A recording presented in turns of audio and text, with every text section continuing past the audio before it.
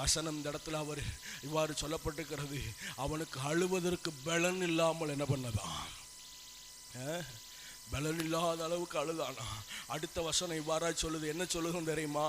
அங்க இருக்கிற ஜனங்கள்லாம் இவனை பார்த்து முறுமுறுத்து இவனை எப்படியாவது கல்லெறிஞ்சாவது கொண்டுடலான்னு சொல்லி பிளான் பண்ணியிருக்கிறாங்க.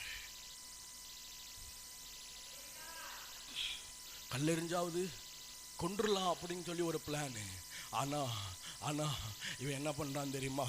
தேவ பிரசன்னத்துல வந்து நின்னா ஆண்டவர்கிட்ட கேட்கிறான், அந்த தண்டை நான் பின்தொடரலாமா? அந்த தண்டை பின்தொடர்ந்தா அதை பிடிப்பேனா கேட்டா ஆண்டவர் சொன்னாரு, போ நீ பிடிப்ப. உடனே ஆட்களை கூப்பிட்டுட்டு போறான். போகும்போதே நான் ஒரு 200 பேருக்கு என்ன ஆயிடுது, சோர்வு வந்துடுது. நான் சொல்றேன் அன்னைக்கு சோர்வு வந்தவனுக்கு அவ்வளவு ஆசீர்வாதம் கிடைச்சிச்சான்னு கேட்டா இல்லை. யாரெல்லாம் தாவீதோட போனாங்களோ அவங்க தான் போய் இருக்கிற எல்லாத்தையும் ரெட்டிப்பா திருப்பி கொண்டு வந்தாங்க. அப்போ நான் என்ன சொல்றேன்னா, மேய்ப்பனுடைய இருதயம் ஒரு மனிதனுக்கு இருக்கும்போது அந்த மனிதனோடு சபை சேர்ந்து பயணிக்க வேண்டும். அந்த மனிதனோடு சபை சேர்ந்து பயணிக்க. இன்னும் ஒரு படி மேல உங்களுக்கு புரியும்படியா சொல்றேன். இந்த பெதஸ்தா சபையில நல்ல ஒரு மேய்ப்பனை ஆண்டவர் கொடுத்திருக்கிறார் அல்லவா?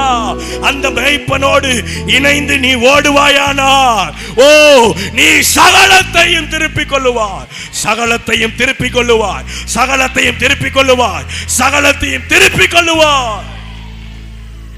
அப்போ மேய்ப்பனோடு சேர்ந்து நம்ம என்ன பண்ணணும்?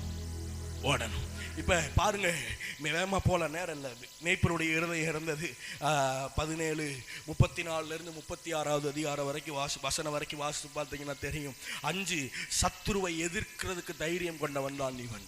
எவ்வளவு பெரிய சத்துரு வந்தாலும் அவனுக்கு தெரியும் நம்மளால எதிர்க்க முடியும். ஆடுகள் மேய்க்கும் போது சிங்கம் வந்த போதே சிங்கத்தின் வாயை என்ன பண்ணான்? 2 கிழித்து போட்டவன் இவன். ஏன்னா அவ்வளவு அபிஷேகம் அவனுக்குள்ள இருந்தது. 6 எவ்வளவு அவனுக்குள்ள மன அழுத்தம் வந்தாலும், எவ்வளவு பிரஷர் வந்தாலும் தேவனுக்காய் நிற்பதுல வைராக்கியம் பாராட்டினவன்.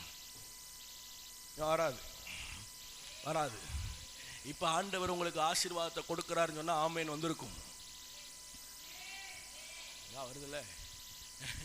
தேவனுக்காக வைராக்கியம் கொண்டு நிக்கணும். நம்முடைய வீட்டுல எவ்வளவு பிரஷர் நமக்கு வந்தாலும், நம்ம வீட்டில இருந்து யாருமே சபைக்கு போகக்கூடாது, ஆண்டவரை தேடக்கூடாதுன்னு சொன்னாலும் அந்த மன அழுத்தத்தின் மத்தியில் கர்த்தருக்காக நிக்கணும்.